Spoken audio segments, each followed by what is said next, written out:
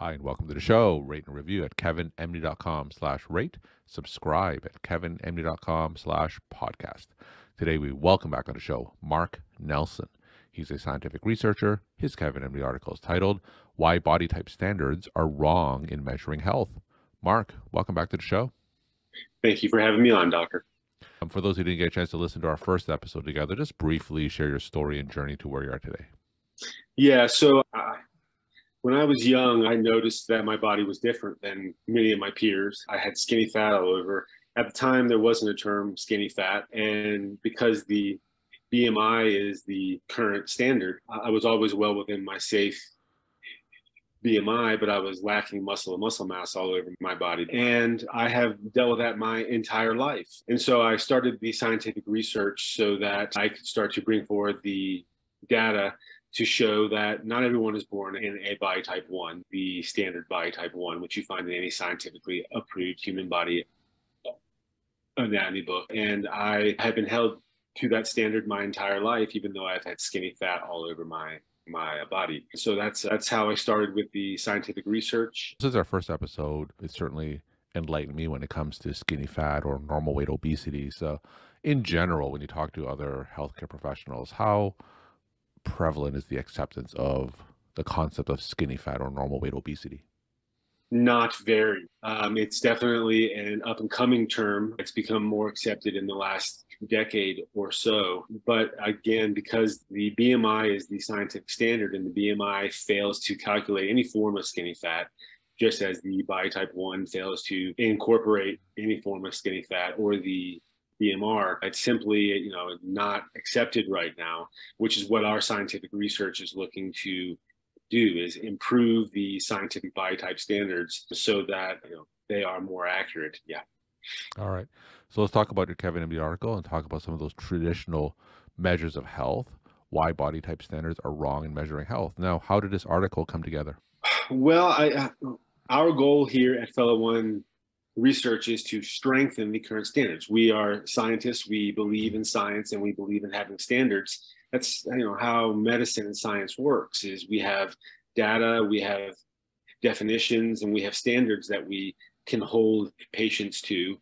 You as a doctor know this, but we also know that our standards, we have to start somewhere. So we're not necessarily knocking the 3 body type standards, which again are the body type 1, the BMI, and the BMR. We're simply saying that the research data is very clear now that those standards are not accurate and they need to be strengthened. And the only way that we can do that is to bring forward the scientific data to show that, 1, they are not accurate, and then 2, how do we actually strengthen those 3 body type standards? And we do that by understanding the variables that are currently not being calculated, and that is skinny fat in all of its form, cellulite, thin fat, loose skin, saggy skin, crepey skin, and normal weight obesity. And if we can better understand what skinny fat is and begin to incorporate that into the 3 currently accepted body type standards, we can make them more accurate, which benefits everyone from doctors to patients to the healthcare system in general. So let's talk about those 3 traditional body type standards. So the first one is the Standard Scientific Human Anatomy Book Body Type, BT1. So talk about that one. Yeah, so you as a doctor know that if you have a patient who comes in to your office, you have that standard image that you find in any scientifically approved human body anatomy book that shows the human body with all the muscle and muscle mass fully developed. And if you're an adult human being, that's technically what your body looks like, because that's the current standard. And so again, we aren't knocking that standard. We are simply saying that not every human is born in a body type 1. I most certainly was not. And we need to better understand what happens genetically if you're someone like me, who obesity is common in my family. I did not have all that fully developed muscle and muscle mass on my body from day 1. I was always lacking it.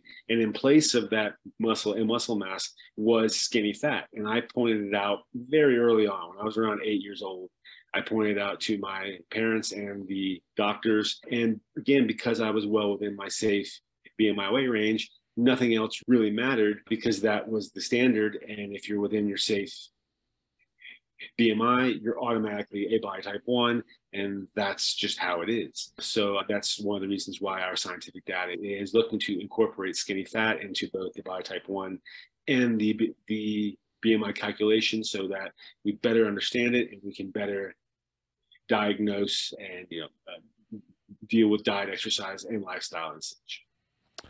The second standard you mentioned earlier is body mass index. Tell us what is wrong with that and how would you improve it?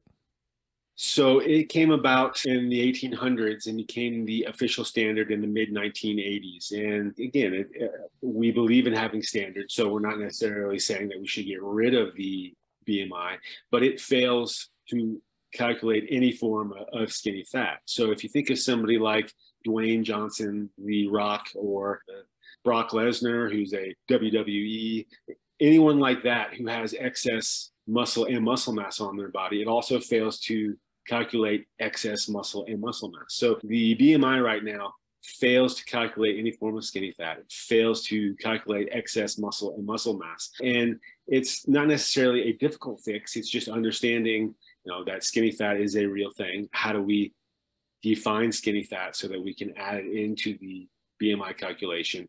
How do we define excess muscle and muscle mass so we can add it into the BMI calculation? And that's what we are working on in terms of our science, is bringing forward that data so that we can further strengthen and make the BMI calculation more accurate.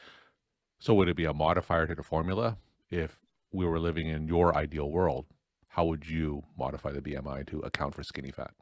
Well, that's a tough one right now, because to really bring forward the scientific data to understand the skinny fat variables, because there are multiple forms of skinny fat, we would need to really move our research into the next stage, which is what we are working on. But we would need an MRI machine or machines and bring patients in so that we could run them through the MRI, get a sense of what their default muscle mass is versus default skinny fat, so that we could begin to calculate out, what are the actual averages. And then once we have those standard averages, we could then begin to add them to the BMI calculation. And again, we are working on that, but it takes time to build to that. Right now, we have our online scientific body type quiz, which we can identify skinny fat, but it's not as accurate as we would like it to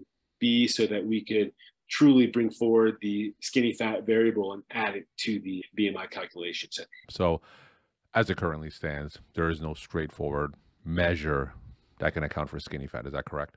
That's correct. If you were to open up your, say, Apple Health app, it's currently called lean body mass. The problem with that is, so someone like me who still has skinny fat on my body after years of weightlifting and working to add as much muscle as possible, if I open up that app, because I'm within my safe BMI weight range, it says that I'm healthy, that I'm well within my safe BMI, and that my lean muscle mass is this amount. The problem is I have skinny fat all over, and it most certainly is not lean muscle mass. It would be like buying a high quality steak that has a bunch of fat on it and saying that it's lean, and it's not. So yeah, it's basically just understanding currently that the term lean muscle mass is not a very accurate term, but it's casually used in pretty much all of the current health apps, and that's what needs to actually be strengthened.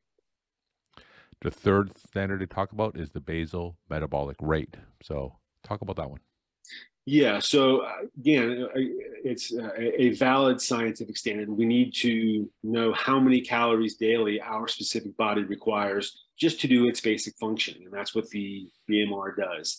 And so if you calculate out your BMR using the standard Mifflin St. George or the Harris-Band activity, it will give you your standard BMR, the number of calories daily that your body requires to function. The problem is that it doesn't take into account skinny fat. And so science recognizes that 1 pound of muscle mass burns 6 calories daily, but 1 pound of skinny fat and fat only burns 3 calories daily. So if you're someone like me who has skinny fat on their body where there should be muscle and muscle mass, I'm burning fewer calories daily than I should relative to that standard 6 calories that muscle burns versus the 3 that skinny fat burns. Therefore, my BMR calculation is not correct. I am likely still eating too many calories daily above my adjusted BMR if skinny fat were to be taken into account, which it is not. Now, our scientific body type quiz up at fellow1.com currently does calculate skinny fat into the actual BMR. So it gives a rough estimate of what your BMR would be relative to the amount of skinny fat on your body. However, it is a beta score right now. We are still in beta testing, and it would be very helpful, again, if we get into a laboratory setting with the MRI machines so that we can better calculate out the default muscle mass versus default skinny fat, so we could strengthen that BMR calculation so it's more accurate. So for those clinicians who may be listening to this, what can we do to help account for skinny fat? Is it just these online quizzes, short of sending everyone to, the MRI machine, or is there anything that we can do to easily account for skinny fat today? Not really. And so your point to running your patients through an MRI machine is really the way to do it. A CAT scan would probably work as well, but as you know, as a doctor, those are not cheap options, and they are, they're only usually recommended in very specific situations. So we need to get the cost of the MRI machines down so that it is more available to doctors in general, so that you can send your patients through so that you can have a better understanding of their skinny fat versus default muscle mass. But that's what it would take, is getting the cost of the actual MRI machines down so that you have more access as a doctor to being able to actually do that. So tell us, what are some of the repercussions of undiagnosed skinny fat? Skinny fat in all of its forms, especially normal weight obesity, carries the same general risks as having obesity. As we know, obesity is a very serious disease that is global, and it's getting worse. And some of the known negative factors of having obesity are heart disease, in forms of cancer, diabetes, gallbladder disease, and such. So if you have skinny fat on your body, and you're someone like me who's worked very hard their entire life to be within safe BMI, yet I still have skinny fat on my body, I am still at risk for all those obesity factors, even though I am well within my safe BMI weight range. So those are serious factors, and people need to be aware that skinny fat carries those same risks. And it's one of the reasons why our research is so important, so that we can get these biotype standards to a place where they are more accurate, so that we can better diagnose and deal with skinny fat in all of its forms. And my final question, what are some of your take-home messages that you want to leave with the KevinMD audience? So I have dealt with skinny fat my entire life, and I have had a lot of people tell me, well, why does it matter about my diet, exercise, and lifestyle if I am obese or if I'm normal weight obese? I say it does matter. Even getting within your BMI is vital. Even though we know that it's not necessarily accurate, it is a standard that we need because we believe in scientific standards. And keeping your body as healthy as possible in the short and long term will benefit your health in the short and long term. So a proper diet, a proper exercise routine, and proper lifestyle in terms of sleep and keeping stress to a minimum, all these things are vital to maintaining your health as well as you can, even if you're someone like me who is dealing with skinny fat. So please don't cop out and say, well, if I'm skinny fat or if I'm obese, why does it matter? It does. It matters. Carrying all that extra weight on your body, if you are obese, it leads to the attrition of the body, the breakdown of joints and such. So keeping your body within a safe BMI, even though it is an inaccurate standard right now, is still a healthy thing. So please don't abandon the BMI or the biotype 1 or the BMR. Just realize that they aren't totally accurate, that we are working on it in terms of our science here at Fellow One Research to make them more accurate. But please still utilize those standards as they are still valid, even though they need to be improved, like so many other things in our world that are still valid but need improved. So yeah. Marc, thank you so much for sharing your time and insight. Thanks again for coming back on the show. Thank you for having me, Doctor.